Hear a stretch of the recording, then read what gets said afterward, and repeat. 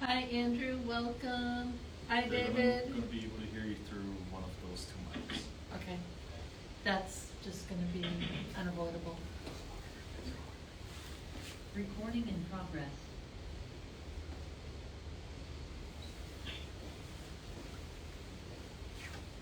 Thank you, everybody, for joining our Zoom press conference. We are going to ask you to please mute your mics. Otherwise, they will be broadcast over the news conference. Try one more time. Try one more time. Tell them now. Aloha, please mute your mics. Otherwise, your voice will be carried over the news conference. Hi, Jeremiah, I do see you on the call here.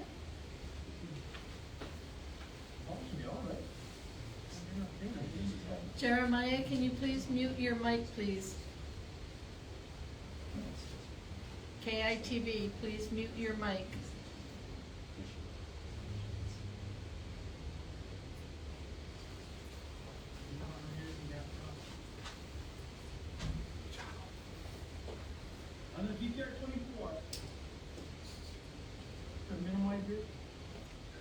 KITV, please. Technology is wonderful. Technology is wonderful. Put them on mic. Denise, I'm here. Denise, Mute your mic, please. yes, I can. Just mute them. Thanks, Denise. Yeah, use this down those things that have a mic. I'm going to switch over to Chief Snow. Where's that mic? You don't even have a mic on. Okay, we're gonna thank you. I'm going to mute you. I'm switching over to Chief Snow, right? No.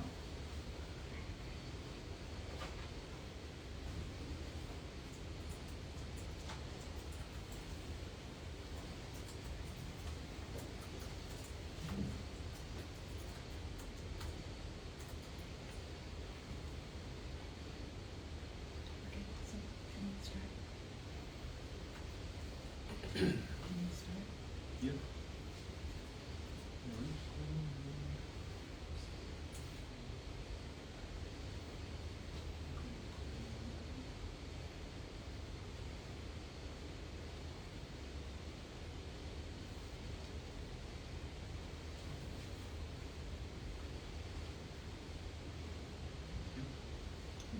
Yep. Okay, good evening. Thank you for your patience. My name is Ben Moskowitz. I'm the Chief of Police for Hawaii County. For those of you who may be joining us remotely or from the media who have questions, the sequence is I'm going to read to you our press release and go over the sequence of events of what's happened today, and then please hold your questions for after we've had a chance to make our comments. So this sequence of events for the officer-involved shooting that unfolded today actually started on Monday. So about 1 o'clock in the morning on Monday, March 10th, 39-year-old Christopher Lucrisia arrived at a Hilohilo Street residence in Mountain View, demanding to see his ex-girlfriend, a 39-year-old Mountain View woman. After they argued briefly in the driveway area of the residence, Lucrisia took out a handgun and fired at least one round into the ground. Police believe shrapnel from that round struck the 39-year-old woman in the legs and feet, causing superficial wounds. And Lucrisia then fled the area in a primer black-colored Nissan Xterra. As a convicted felon, Lucrisia is prohibited under state and federal law from owning or possessing of firearms or ammunition. Police were called to the scene on Monday morning and initiated reckless endangering and firearms charges against Lucrisia. Then around 10:45 on Wednesday morning, March 12th, Lucrisia returned to the same home on Hilohilo Street and entered the home without permission. Once inside, Lucrisia threatened a bedridden 75-year-old woman with a firearm and stole a bag from her bed before searching it and threatening again to kill his ex-girlfriend, who happened not to be home at the time. Police responded and initiated robbery and additional firearms charges against Lucrisia. That was Wednesday morning. So on Thursday, investigators from the Area 1 Criminal Investigation Section obtained Paris warrants, which are basically written warrants signed by a judge in order to arrest Lucrisia for these pending charges. And earlier this morning, Hawaii Police Department investigators began checking the Pawaniko area near Hilohilo Avenue based on information that Lucrisia was in the area. Around 10:50 this morning, a little less than 7 hours ago, HPD Vice and Crime Reduction Unit officers spotted Lucrisia in the front passenger seat of a white Chevy 014. That's Zulu Lima Delta 014. The Chevy pickup truck was seen parking fronting a financial institution near Prince Kuhio Plaza. Officers wearing police-labeled equipment then approached the Chevy pickup truck on foot, demanded the vehicle to be turned off, and for the occupants not to move. They were attempting to arrest Lucrisia for the outstanding warrants. Instead of complying, Lucrisia brandished a firearm, pointed a handgun directly at the police, and fired at least twice. One round struck an officer in the right forearm, and a second round struck the same officer in the head. A nearby detective who was also on scene returned fire, shooting at least 3 rounds at Lucrisia. It's unknown if the gunfire struck Lucrisia or the truck's driver. The white Chevy pickup immediately fled the area, heading towards Kaneo'elehua Avenue, and the driver was later identified as the vehicle's registered owner, 23-year-old Silas Zion of Pahoa. Police are currently actively searching island-wide for both Lucrisia and Zion, who are wanted for attempted first-degree murder. They should be considered armed and extremely dangerous. The public is being asked to report any sightings of Lucrisia, Zion, or the white Chevy pickup truck, to not approach if you do see them, and to immediately call police by dialing 911. The officer who was shot has since been flown to a trauma center on Oahu, where he remains in serious but stable condition. I'm informed that he's currently in surgery. He is a 9-year veteran assigned to the East Hawaii Vice Unit. The HPD Office of Professional Standards has initiated a critical incident review, as is standard practice in any case involving an officer-involved shooting. The detective who fired his firearm is a 17-year police veteran who is also assigned to the East Hawaii Vice Unit. He's been placed on administrative leave to ensure that he is mentally, emotionally, and physically ready to come back to work when he's ready. Police are asking anyone who may have witnessed any of the information or any parts of this incident to please call our non-emergency line at area code 808-935-3311 or contact Detective Kimo Kali'ipa'akawa of the Area 1 Criminal Investigation Section. Citizens who wish to remain anonymous can also make an anonymous tip through Crime Stoppers at area code 808-961-8300 and may be eligible for a reward of up to $1,000. Crime Stoppers does not record calls and does not subscribe to caller ID, so those calls can be placed anonymously. And finally, our partners at the Hawaii Fusion Center have also set up a web portal for anyone in the community who may have photos or video of today's incident. We're asking and encouraging people to leave their contact information with any photos or videos you upload, but we also understand that people may want to be anonymous, and the upload process, anything submitted online, can be done completely anonymously. The link is available at our website, hawaiipolice.gov, or through the press release that's been distributed to the media. So at this time, I'd like to invite Mayor Alamina to come up and say a few words, and then we'll be happy to answer any questions that I can answer. Thank you, Chief, and thank you, Big Island residents, for your patience. I want you to know that the Hawaii Police Department and the Mayor's Office have been in constant communication. They've had a wonderful, very strong response. I've been very impressed with how the protocols and just the teamwork. So I believe that our Big Island is in good hands. I want you to know that for the 2 suspects out there, who did this, we're going to find you and we're going to prosecute you to the full extent. It's a sad day for us here on the Big Island, but I want you to know that our police department is doing a really, really good job, and I commend them for their service and all the other officers out there. Thank you so much. Again, questions can be deferred to our police chief. Mahalo. Thank you, Mayor. Okay, at this point, if there are any questions from anyone in the room or any of the journalists online. Okay. A question, Chief, from Jen Boniza, KJON2. videos of a compact car were seen involved in a chase today. How was that car involved? Who were the people seen in cuffs near that car? Excellent question. So, anytime there is a critical incident like a shooting, and we have people responding from all over the place, we have a suspect description being broadcast, we have vehicle descriptions being broadcast island-wide, and all the law enforcement officers island-wide are on high alert for this suspect. So we did have a separate, but as it turns out, completely unrelated incident that kind of unfolded while we were beginning our manhunt early this morning. Officers in the Puna district spotted a male that resembled the suspect in this case and attempted a traffic stop on a dark-colored sedan. The sedan, rather than pull over and take care of whatever the issues were, decided to flee. So the driver of the sedan fled from the officers who believed the suspect was in the vehicle. There was a brief motor vehicle pursuit in Puna before the officers called off the pursuit as the driver was driving too dangerously. The vehicle continued into the Hilo district where officers again began and initiated a brief pursuit.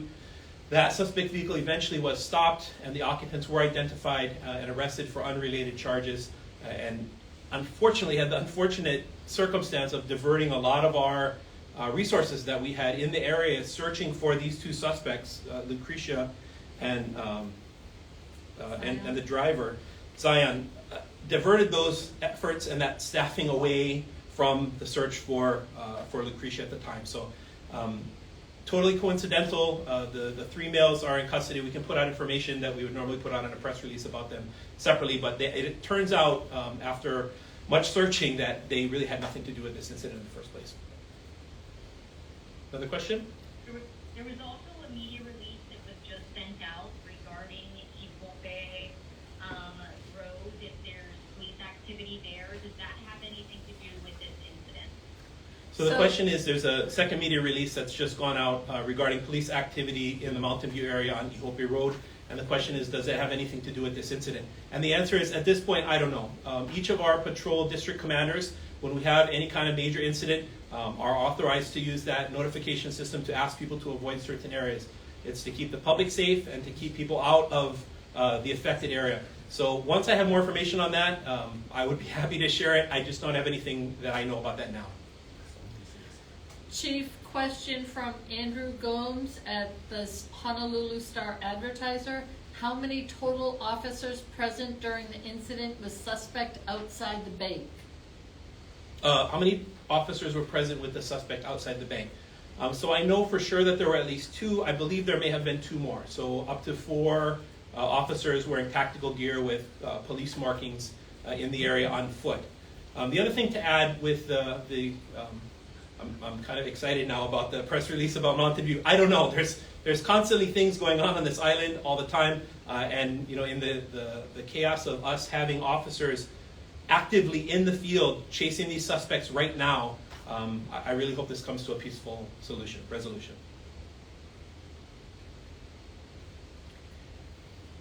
An additional follow-up question from the Honolulu Star-Advertiser. Has the truck been found?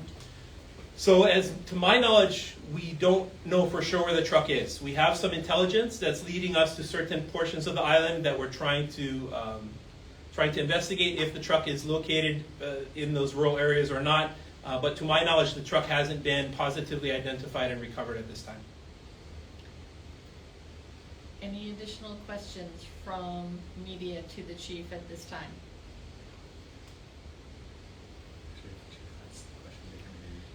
Chief, ask if anybody has. Does anyone, just in case you didn't hear Denise, does anyone in the media on the media link have any questions, additional questions at this time?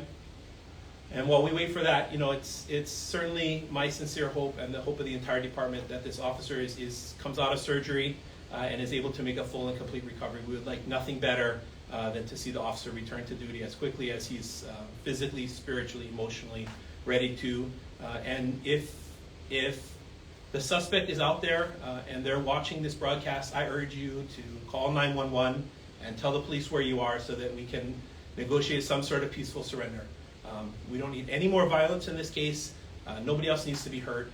We just want to make sure that justice is done, and we'll let the criminal justice system play out. So if you're out there and you're watching, please call 911, tell the police where you are, and surrender so that we can end this whole situation peacefully. We don't need anyone else to be hurt. Chief Lucrisia seems to have a long rap sheet with arrests for assault starting back, going back to 2009, all the way up to being arrested again in 2020 for, riding a stolen motorcycle. He spent time in jail. It looks like for stealing a vehicle. Can you just talk to me about his rap sheet, his history, and how that plays into this most recent incident? How he's not even supposed to have a gun. Right. So that's, this incident unfolded a little less than 7 hours ago. My day has gone 153 different directions in the last 7 hours. I have found out that he is a convicted felon. I haven't personally had time to dig through his criminal history. But that being said, that's one of the things about the felon status is you're not supposed to have a firearm. I know there are bills going through the legislature to stiffen penalties for felons who have firearms.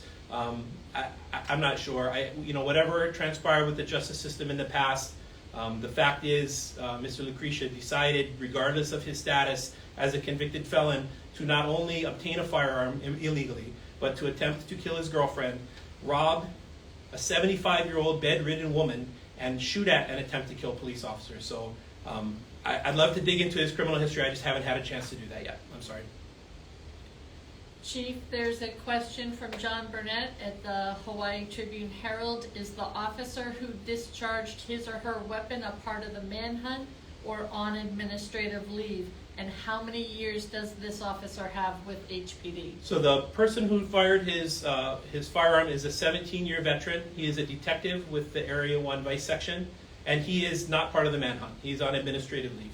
Before we send anybody out into the field, especially into a high-stress, tense situation like trying to hunt down someone who's just tried to kill your partner, we want to make sure that everyone is in top physical, emotional, and spiritual health. So the officer has been placed on administrative leave to make sure that he's ready to come back to work. And when he's ready, we'll be happy to welcome him back, finish our administrative review, and get him back on the street. But I'm hoping that this whole situation peacefully resolves way before next week when we can get this officer back to work. Chief, this incident obviously started in the Hilo side. Have you received any tips that they he's possibly run to Kona, or any idea where he may be at this point?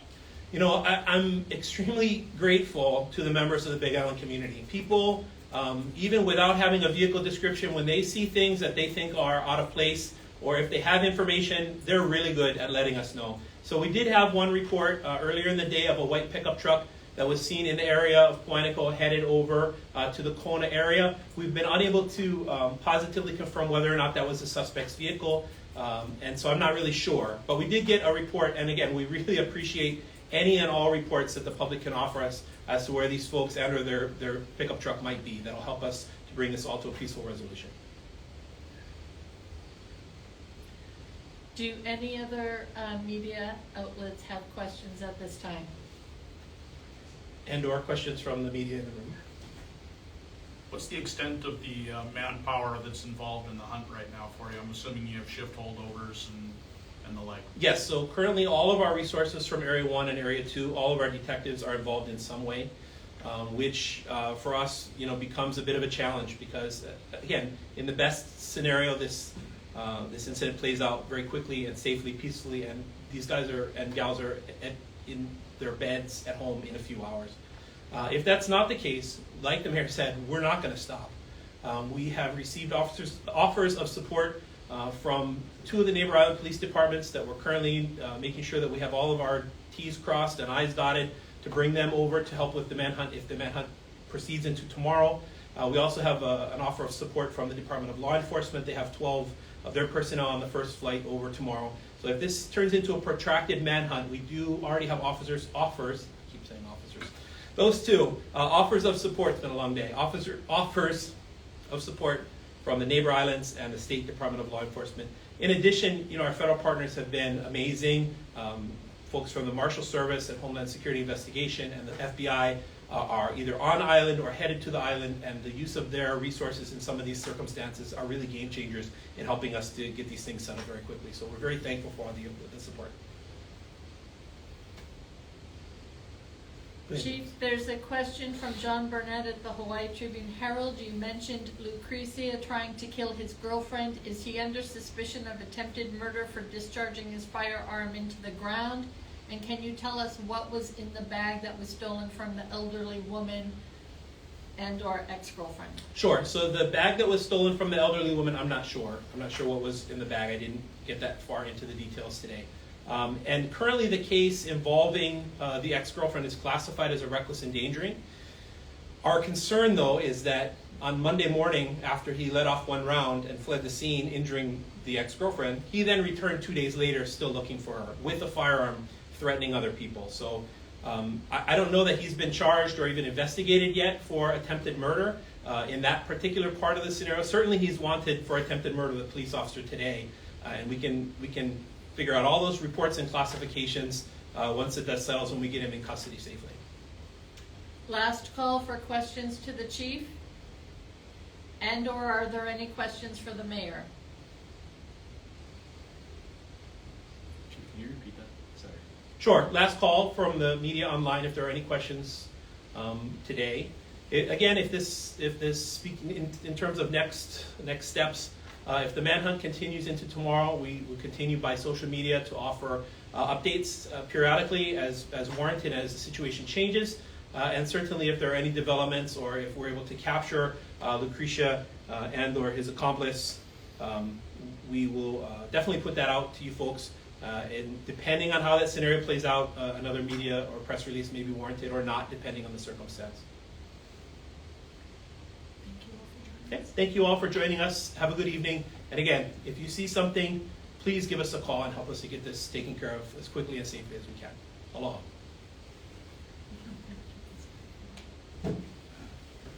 Thank you, media, for attending. Thank you, media, for attending. Please let me know